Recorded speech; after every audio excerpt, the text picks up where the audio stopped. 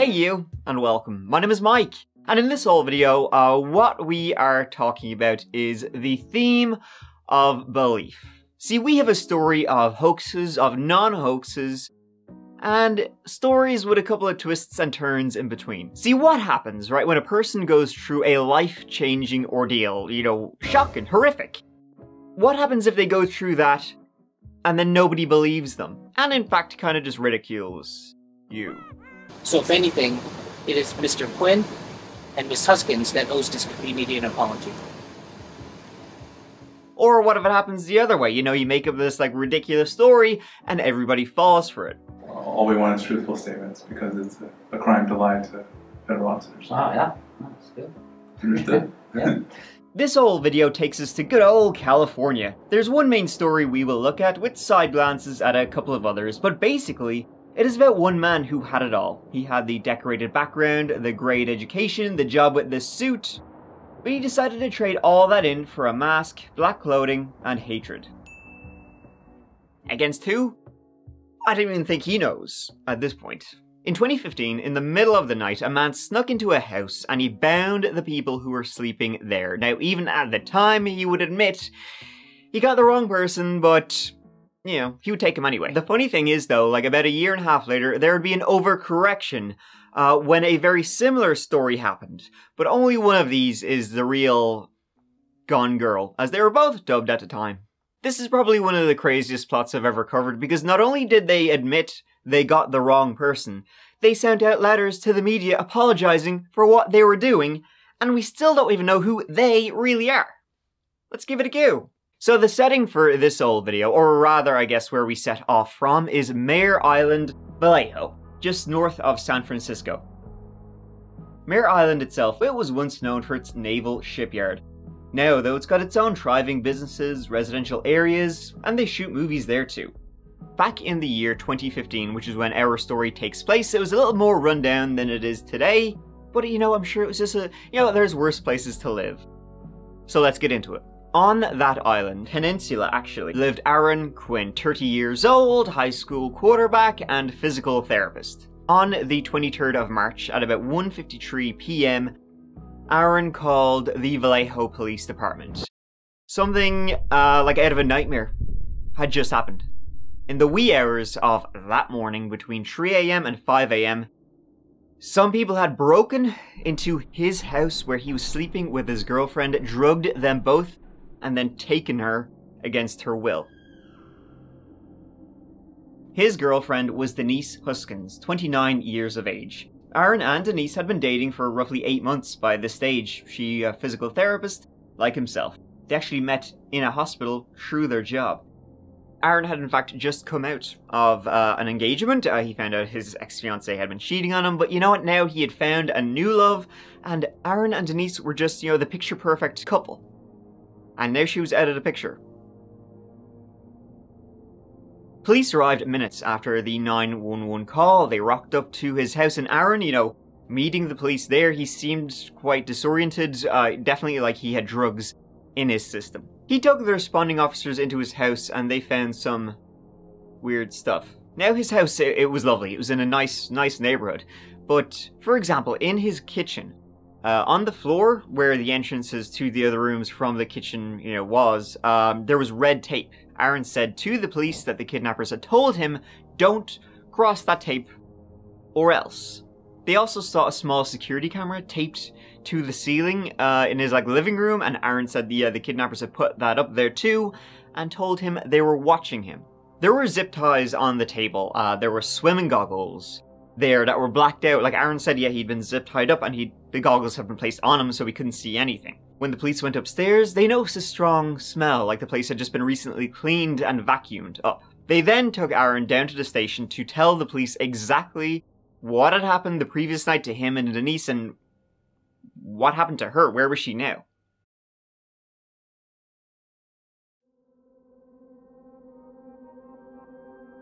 He said that on the evening of the 22nd, him and Denise, they were chilling out in his house. They were eating pizza, they were drinking beer, they were talking because they were going through some relationship struggles. Denise had just recently learned that Aaron had been texting his ex, and she was kind of like, it's shit or get off the pot time. They went to bed together at around 1 a.m. and Aaron, going to bed, he made sure the doors and windows were locked as he always did. Then, at about 3 a.m., they both woke up to a bright light in their bedroom, a sound which sounded like a stun gun, and a voice. This person, dressed head to toe in black, wearing wetsuits, in fact, called them both by their names, basically saying, "This is a robbery." They were both told to, lie on the beds, flat on their stomachs. They were zip tied up, and then they had goggles that were blacked out put over them. Now, Aaron would say he definitely saw 2 sets of legs, and then both Denise and Aaron were forced into their closet.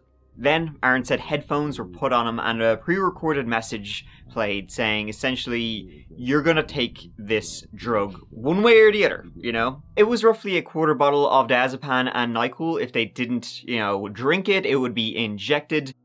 And then, things could get worse if they didn't comply. Denise, she was then taken out. The kidnappers, they brought Aaron down to the kitchen. They told him they knew where he worked. They knew where he banked. They knew where he grew up. They seemingly knew everything about him. He was then told to keep his phone line open. They would contact him and get him to perform a series of tasks. And that basically he needed to pay 15 grand for Denise's safe return if he wanted her back. And he wanted her back in one piece. He was also made to give the kidnappers his banking information, access to his email accounts, and his laptop. So he was brought down to the kitchen. The kidnappers also brought down a spare change of clothes for him, because they're just nice guys. And then they also left his scissors there so he could cut himself free. Denise, she was gone, and Aaron then collapsed from the drugs they had made him take. He was in and out of consciousness for some time before waking up then the following afternoon. He cut himself free and he saw that Denise, his car, and his laptop were gone. He saw on his phone an email from his Comcast.com account to his Live.com account, essentially demanding 2 payments of 8.5 grand. The kidnappers had access to his emails, so were using his own emails to contact him. They told me the area I needed to stay in my house, said that there was going to be video recording to monitor to make sure that I don't contact anyone. He had his phone and he had Denise's phone, and he was told to text his own boss and Denise's boss, telling them, "You're not going to be in." Now Aaron, his brother worked for the FBI, in fact, so he called him before he did anything else, and his brother advised him, call 911 right now. Shocking stuff, right? Well orchestrated and planned out. It seemed like these guys knew the exact layout of Aaron's house too, and God only knows what they were doing to Denise or where she was, but it seemed like professional. But why Aaron and Denise? They weren't, especially well off or anything like that. If it was a robbery, why them? Well, it wasn't quite them. During the kidnapping, in fact, the intruders said they had gotten the wrong information. They asked Aaron if his ex-girlfriend looked like Denise, and Aaron said, yeah, they do look alike. Well, they both have long blonde hair. See, they hadn't broken in for Aaron and Denise. They'd broken in for Aaron and his ex-fiancée. But unbeknownst to them, they'd been, Aaron said that she hadn't been there in 6 months. So that was Aaron's story of what happened. Then it just became a question of whether it was true or not. Because as horrific it was that I just told you, there are a number of red flags. The house, it seemed like it had just been cleaned. There was a small drop of blood on the bed, unbeknownst to Aaron. He took his sweet ass time calling the police, and he even called his brother before he called the police. He had her phone, and his car was gone. These are the usual things you would see when we see murder of partner stories. During the interview, there were many questions of Aaron and Denise's relationship. I had then talked to my ex, and at that time, when I was still dating Denise. Is there tension in the relationship? Is she mad? She's concerned? Okay. Is she cheating? No, well, she felt that emotionally that was cheating in some sense. Did she discover something? Well, was she going through your phone and what the hell is she this? went through my phone. What'd she find? Found text messages, but What did it say? Saying I still care. I want to work things through with her. Then he was hit with this gem. The story that you're telling here, I ain't buying it all. You got to think about how this is all going to play out. Now I'm anything to think about. I'm telling you what. Listen to me. There ain't no frogmen came into your house. Nobody dressed in lawsuits or... It didn't happen. I don't think this happened intentionally. I think something happened, accidental, and you got to the point where you reacted the way that you did, and you had to come up with this story. The question eventually went in the direction of, alright, Aaron, come on, what'd you really do with her? Watch the Lacey Peterson, Scott, whatever the hell his name was. Did you watch that story in the Public out of Modesto? You look at that and you go, that dude's a lying son of a bitch. That's the way people look at you. Frogman obviously didn't do it, so who did it now? Well, it's the guy that I've been sitting here talking to tonight. So now I get out my puzzle pieces and I start figuring out, okay, how do I make it so you look like a monster? I don't want to do that. Ultimately, I'm looking for the truth. I'm not looking for alive Denise. I'm looking for dead Denise. Aaron then took a polygraph test. Alright, Aaron, there's no question in my mind that you failed this test. And you failed it miserably. It's not even close. I did not do anything. Okay. I did. I'm pretty sure maybe you did. Maybe you didn't do anything. Maybe something happened to her that you didn't plan. Maybe I don't know. You tell me. But it can't start with 3 guys showing up at the house taking her away. That's not what happened. You know where she is. I don't know where she is. The police even had Aaron's brother come in, the FBI agent, in hopes that Aaron would confess to him about what they believed he had done to Denise. Like, they were not, you know, the search was on, like, they had hundreds of officers out there on Mare Island looking for Denise Huskins, but they did not believe they were searching for, you know, they thought they were looking for a corpse at this point. They thought his story of the kidnappers and all this was complete bullshit. I can promise you that the police department, working in partnership with the other law enforcement agencies, we're doing everything that we can and then some to ensure her safe return. That search continues for the Vallejo woman who disappeared yesterday. Police say 29-year-old Denise Huskins was possibly kidnapped for ransom. But there are still a lot of questions in this case. We can't go into specifics about the ransom, but all I can tell you is the original witness indicated that a ransom demand was made. Their biggest question is why Huskins' boyfriend, whom neighbors and family identify as Aaron Quinn, waited hours to call police. Aaron, he was let go, but it seemed like charges could be coming soon, or the police were at least licking their chops that they would be. Now, Aaron's car was found. It was found at the Department of Veterans Affairs on Mare Island, but there was no evidence, you know, of what could have happened. You know, no clues at the car. And then something really odd happened. An email was sent from Aaron's email account, as the kidnappers, they had access to it. And an email was sent to Henry Lee of the San Francisco Chronicle, a reporter with that newspaper. And, well, it had a voice recording on it. Okay, my name is Denise Huskins. I'm kidnapped. Otherwise, fine. My first concert with Bethany and her mom, Blink-182, Bad Religion. Earlier today, there was a plane crash in the Alps. 150 people died. He passed this on to the police. Now, what it was a proof of life email, because she mentioned the Germanwings airplane crash. Now, she'd been taken in the early hours of the 23rd of March, and that Germanwings crash was on the 24th of March. The police, they were then, oh yeah, you know, we were only joking with you before, duh. Where's your sense of humor? They asked Aaron to come back to the station to send a message to the kidnappers from his phone. Now, the police, they had Aaron's phone, and they were, you know, giving it a go because they thought this was a murder. They had his phone in the station this entire time on airplane mode. So when Aaron got his own phone back and turned off airplane mode to contact the kidnappers, his phone exploded with missed calls and messages from the kidnappers.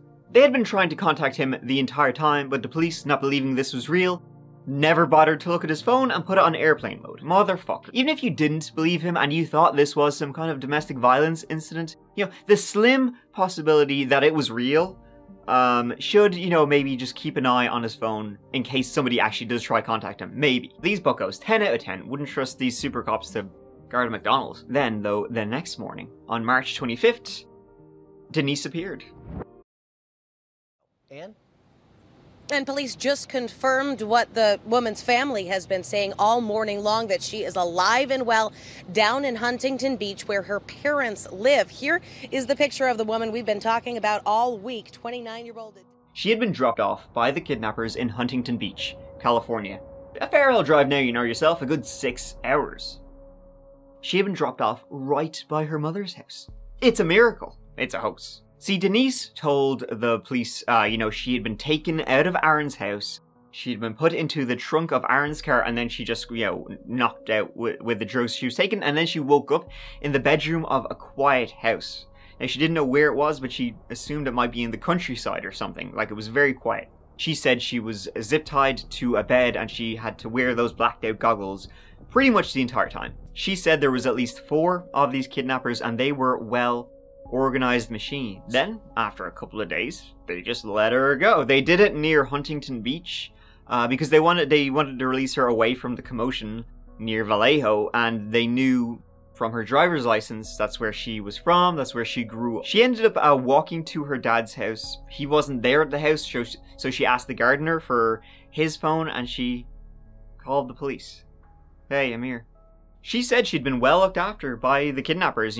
Food, water, they allowed her to shower, they allowed her to brush her teeth. Like it was a holiday, is what the police were thinking. Where did they drop you off here? Down Utica. So I noticed you have obviously your purse and your jacket. How did you get that stuff? They brought it with me. They knew that it was my stuff. Did you ever ask him to let you go? I asked him if he was going to hurt me. I asked him if he was going to kill me. He had said there was no reason for that. Were you sexually assaulted or anything like that during this? No. They didn't touch you or do anything to you against your will? No. It's weird because with all things considered, they treated me really nicely. Our detectives are going to have to talk to you. Yeah, I wanted to see about talking with the lawyer first. She seemed like really calm to them. Like when the police went to where Denise said she'd been dropped off, she said that when she'd been dropped off, she had torn duct tape off herself. When they went there, they didn't find any evidence of like duct tape or anything like that. The police, they spoke with the gardener who Denise had borrowed the phone off. The gardener said, yeah, when she came over, she was fine. She didn't seem nervous or anything. She was like, regular person. Not like she'd just been kidnapped, in other words. The police quickly announced to the media they believed the entire thing was a hoax. Gone Girl was the thing immediately everybody was comparing it to. I really appreciate everybody taking the opportunity to coming out here on such short notice, so we really appreciate that. First and foremost, before we go any further, I would like to offer an apology for us being so guarded with our investigative information. Please understand that it is a necessary evil, and our primary focus has always been the safety of the members of our community. So, it's confirmed that Mr. Aaron Quinn and Miss Denise Huskins are in a dating relationship. And from this point forward, I will not refer to them as a victim or a witness. The statement that Mr. Quinn provided was such an incredible story, we initially had a hard time believing it. And upon further investigation, we were not able to substantiate any of the things that he was saying. That is a tremendous amount of resources that, in my opinion, was wasted. But I can tell you, in the grand scheme of things, Mr. Quinn and Ms. Huskins has plundered valuable resources away from our community and has taken the focus away from the true victims of our community. It is Mr. Quinn and Ms. Huskins that owes this community an apology. At the conclusion of the investigation, if you feel that there is sufficient evidence to move forward, we will be requesting criminal charges either for the state or the federal level.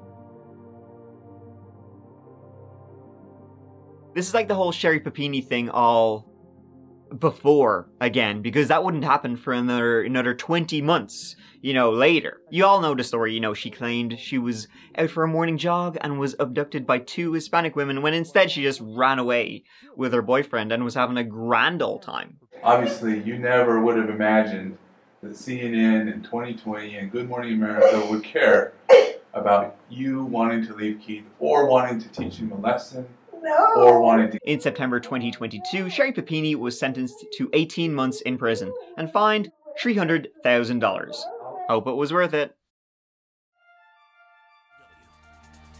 Breaking news, we have just confirmed that this woman's kidnap for ransom story is all a hoax. Like Amy Dunn, Denise's kidnapping was all a hoax. Was an orchestrated event and not a kidnapping. Her story started to fall apart. It was all a hoax. So yeah, the police were outright calling this a hoax. Even when Denise, she was interviewed by the police and she was saying things to the Vallejo detectives that she had been told by the kidnappers not to say. One was that she had been sexually assaulted twice and that they had recorded it to blackmail her. And two was that one of the kidnappers had let slip that he had been in the Marines. One of the kidnappers also told Denise that he had been in Aaron's home 5 times in the preceding months, which is creepy as shit. But the cops, they still did not bite, even offering both Denise and Aaron immunity. Whichever one of you tells us it was a hoax first, you won't be prosecuted. Then, something again crazy happened after that press conference. The reporter who initially got the voice recording, Henry Lee of the San Francisco Chronicle, he got another email from huskins@hotmail.com. I speak for the group that kidnapped Miss Huskins. We are a group of what I suppose you would call professional thieves, though we have not been doing it that long and don't identify ourselves as such. We are more than 2 and fewer than 8 in number. All but one of us hold at least bachelor degrees, including from your alma mater. Ms. Huskins was absolutely kidnapped. We did it. We will provide incontrovertible proof of that and the Chronicle will break it. We will not turn ourselves in nor reveal our identities. Even after we come out, we don't think there will be any link allowing the police to identify us. But it is still risky, and as things stand now, we could apparently get away with anything. We would rather take the chance of revealing the truth than live in a world where someone like Denise Huskins is victimized again and again. We have no prior link to Ms. Huskins, and did not know who she was until the night of the operation. We believed the woman there was Aaron's ex. The bottom line, inconceivable as it sounds given what we have done, is that we really didn't want to hurt anyone. We are young adults, fairly recent college graduates, and up until now, this was a bit like a game or movie adventure. We fancied ourselves a sort of Ocean's 11. Gentlemen criminals who only took stuff that was insured from people who could afford it. The horrifying reality of what we have become and what we are doing did not set in until being confronted directly with Denise Huskins' suffering and humanity. We now feel like the pieces of shit we have become. And though we don't have the courage to turn ourselves in and spend the rest of our lives in prison, we will not stand by and see the life of a really good person ruined.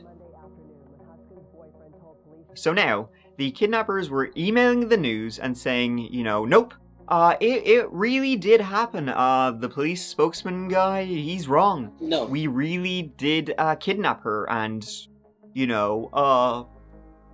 sorry about that.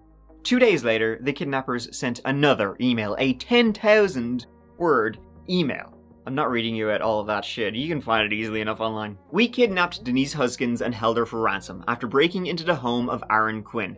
The kidnapping was not a hoax, and neither is the statement by us, the perpetrators. We are deeply ashamed and regretful of our unforgivable conduct. Nothing can ever make up for what was done.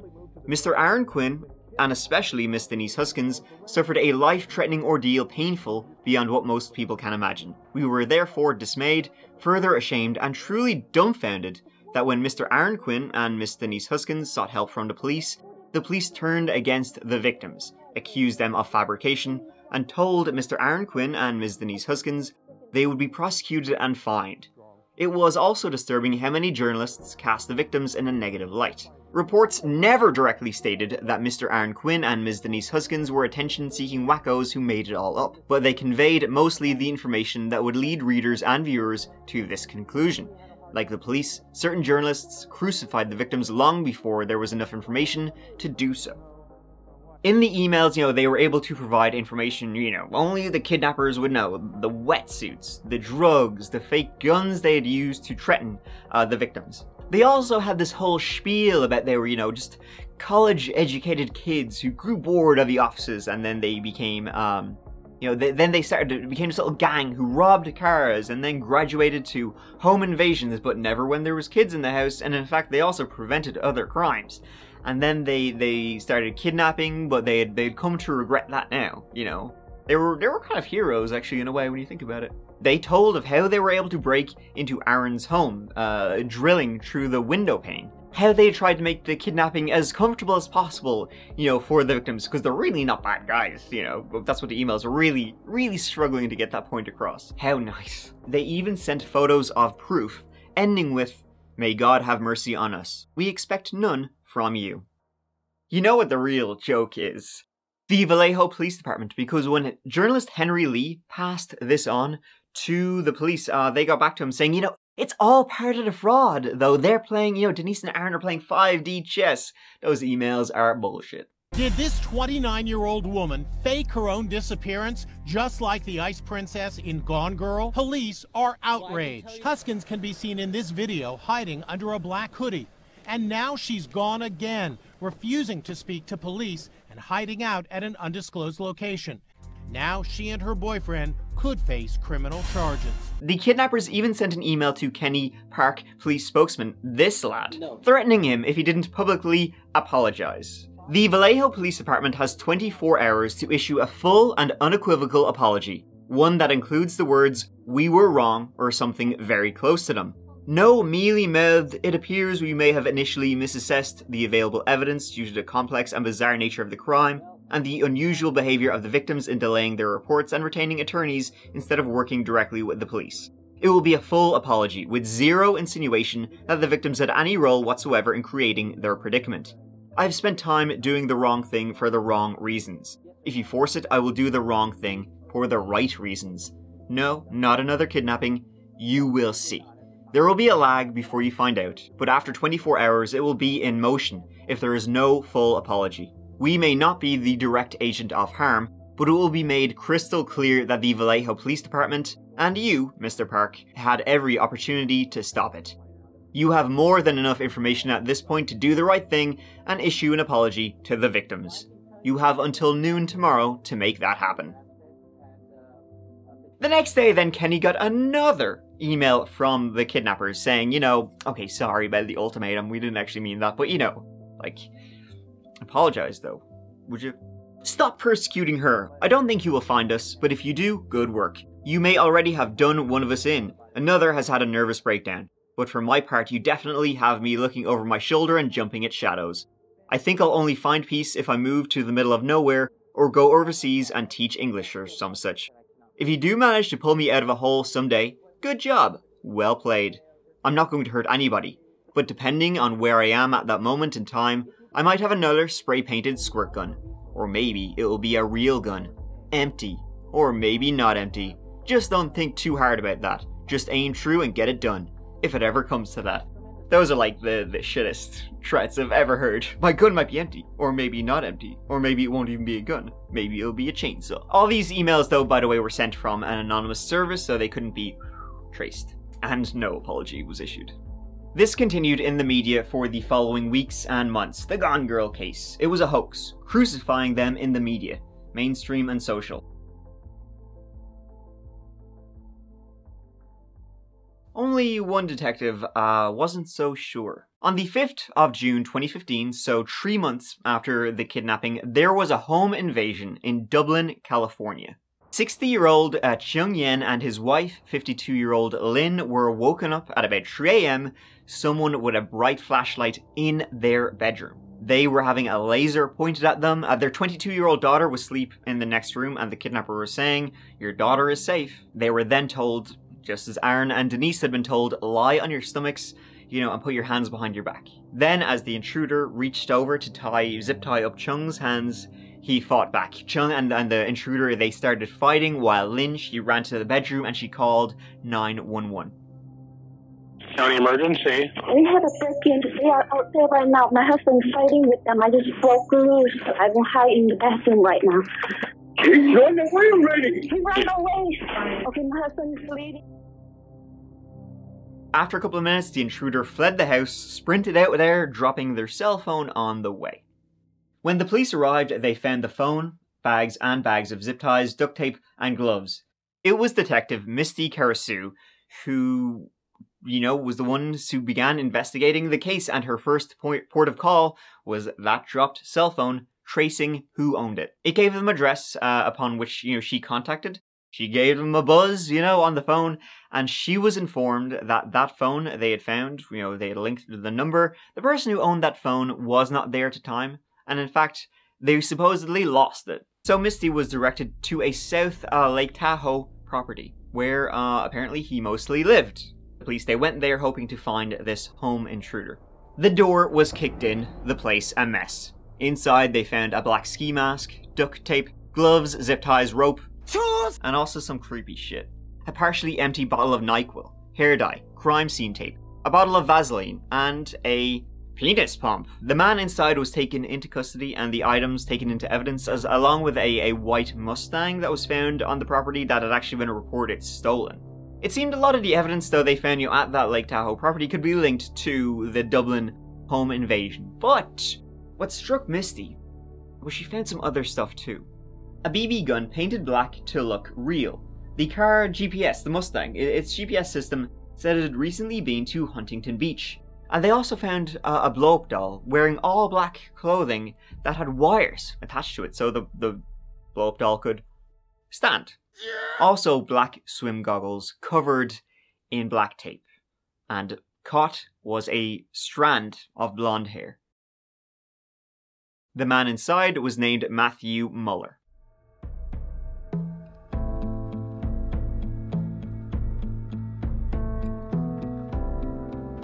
Matthew Muller was raised in Sacramento, son of a teacher and school administrator.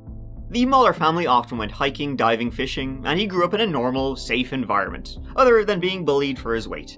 He didn't really get into sports, instead he was a fan of books and of music. He later joined the Marines, became obsessed with fitness, but wasn't really a guy's guy. Instead of heading out on the beer, he just worked out a lot. He played in the Marine Corps band, he was a good soldier, he earned a lot of medals, and he would be honorably discharged as sergeant. After that, he went to Pomona College, a liberal arts college, and he volunteered. He went headfirst into volunteering to help, the homeless people. So it's like, all right, sounds great so far, decent dude. In 2001, Matthew traveled to Prague for an academic program and fell in love, later marrying the woman. In 2003, the pair moved to Boston, with Matthew attending Harvard Law School. After graduating, he taught there, and was well liked, specializing in immigration law. In 2008, Matthew would be diagnosed with bipolar disorder. He was prescribed medication, but he didn't take it because he disliked the side effects it gave him. He tried to hide it as much as he could, but the more he hid it, the worse it got. In 2009, then Matthew and his wife, they moved from Boston to San Francisco. He got work at a big old law firm there. And, he started taking new medication for his bipolar disorder, but the medication in turn gave him insomnia, which in turn led to psychosis. A form of it. Anyway, he began hearing voices, people talking to him. He began to become really, really paranoid. He believed that the Chinese government was out to get him, specifically him. His wife would leave him and he would be disbarred for refusing to give back a client's money. And after his arrest, the police began to look into him, and they learned he'd been linked, not definitively mind you, but linked enough to a number of unsolved crimes. In 2009, a woman was sleeping in her apartment near Stanford, California. Someone broke in much the same way the others had been. A guy came in, dressed in black, forced her to drink NyQuil, made her give him banking info, and then tried to sexually assault her. This happened again a month later. Then, in 2012, another woman reported a man broke into her house and she fought him off. Then, on Mare Island, between August 2014 and January 2015, numerous people on Mare Island reported seeing a peeping Tom, this guy looking into their windows in the dead of night. Creepy shit. Funnily enough, that was just around the time he moved to Mare Island with his girlfriend, moving into a house a block away from Aaron Quinn's. So after all this, Detective Misty, she contacted the Vallejo Police Department, noticing all the similarities between her guy from the Dublin home invasion to what happened to Aaron and Denise. She had heard about, the hoax, the Gone Girl, whatever. And she was like, maybe it's not. And the Vallejo PD turned around pretty quickly. What? Big break in that case. It appeared to be a real-life Gone Girl when a California woman was abducted from her home, her boyfriend tied up and drugged. Police accused them of faking the kidnapping, but now another man is behind bars, and authorities say it was not a hoax. Today is a fabulous day for Denise Huskins, for Aaron Quinn. They are absolutely 100% not just not guilty, but innocent. We're going to turn next tonight to new developments in the case some had called the real-life Gone Girl, the woman in California who claimed she... This morning, investigators say the alleged mastermind behind a bizarre Northern California kidnapping plot could have even more victims. We were happy to hear that the name had surfaced again. It was 3 months after their horrific experience, 3 months of being accused of being liars, of frauds, by everybody, that the police came back to him and said, actually, you know what, we have your guy, so kind of sorry about all that. It would still be years, by the way, before the police would actually apologize. Hey, Mr. Mueller, Henry Lee from KTVU, used to be with the Chronicle, you probably know. Just for the record, we're sorry about all the technical difficulties. Let me just get... Oh, that's okay. I hear that the system doesn't like iOS. Yeah, you know what? I'm the only Asian guy who knows nothing about technology. It might be a firewall. I don't know. So let me just get right to it, because this thing may not work in any minute. Now, how would you speak to Denise's feelings that she's been horrifically traumatized by you? She says, I know you've been traumatized. How about her trauma, as she describes it? Well, again, I'm really sorry, sir. I'm gonna have to defer until trial. You know, I will certainly be taking the stand in my own defense, and we'll talk about what did or did not happen. But it's something that does have to be saved for a later date. Sorry. That's okay. What would you say? Is there anything you want to say directly to Denise or Aaron? Not necessarily about their wedding, but about what they say they experienced. Anything, any regrets? Anything you would say to them? I don't think I have. I think that if there's going to be conversation, they should initiate it. That's their right at this point, so I wouldn't presume to say anything to them at this point. Let me ask you about Vallejo Police. Why was it important for you to defend Denise, send me material over email? Why did that get you concerned that they were not believing what she said? I can't reply to that without confirming that I'm the person that sent those emails. I will tell you I'm certainly outraged, as everybody should be, by the conduct of the police, or at least insofar as they decided at such an early phase in the investigation to turn it back to the victims and call it a hoax. That was probably not the best policing. I don't know all the motivations behind it, so I won't presume to say that, but it was obviously a very, very damaging move. I wish it not happened. Did you send me the so-called, what people are calling the proof of life audio of Denise, and why did you send that? I, again, can't speak to the facts, sir.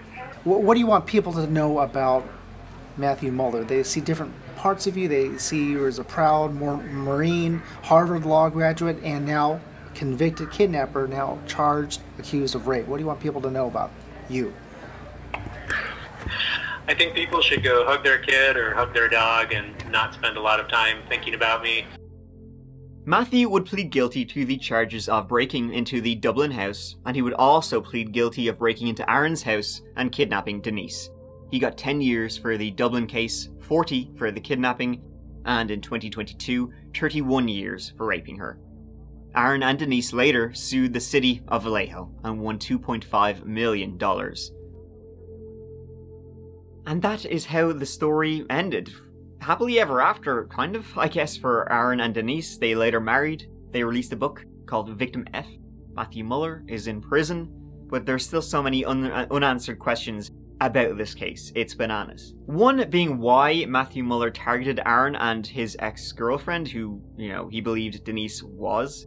They didn't know him at all. I mean, he lived a block away, so maybe he was, kind of losing his mind. Maybe he just saw them and became obsessed with them. There were reports suggesting that you were actually targeting not Denise, but a former girlfriend of Aaron. What can we say about that? I don't have any information about that, really. I don't have any involvement with the individual they say it was targeting and so forth. So don't know is the answer to that one. Another don't know is if there actually was more people involved in this whole kidnapping plot. I mean, Aaron and Denise were convinced there was more people there. Like, what was done, there's no way just one person could have done it. But Matthew never said there was anybody else involved. And in fact, when they when the police were, gathering all the evidence they found at his place on Lake Tahoe, they did find the blow-up doll that was wired, so it could look like another person. They also found recordings of people whispering that he could have played in the background to make it seem like, two people were talking. Aaron and Denise have believed that more than one person was involved. Can you, disavow them that theory? The investigators say use a voice modulator. That's something that will come out fairly soon. But still so many questions we do not know. But what we do know is this is an insane story with more twists and turns than like a snake or some shit. I can do better than that. But one thing we definitely know is that the cops made a dog's dinner out of this one.